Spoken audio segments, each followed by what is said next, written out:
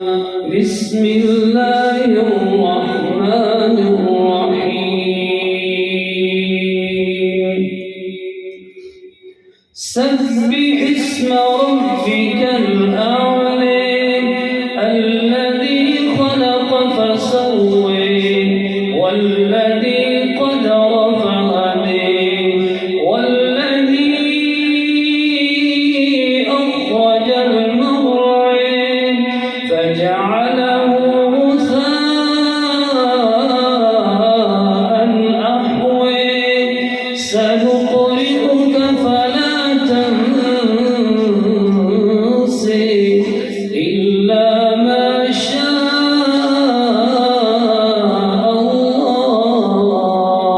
الله إنه يعلم الجهر وما يخفى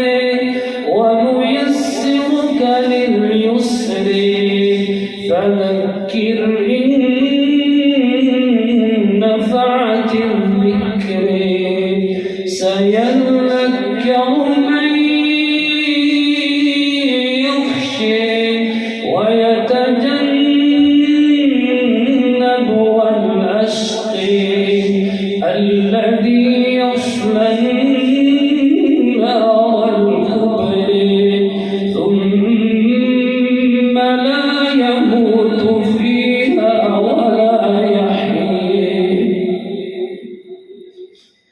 قد أفلح من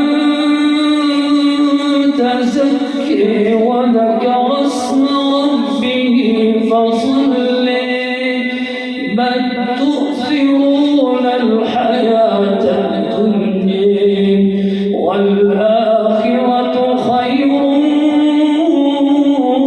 وأبقى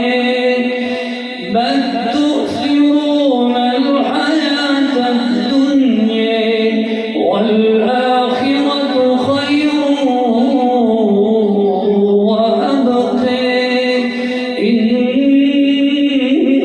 هذا لفي الصحف الأولى صحف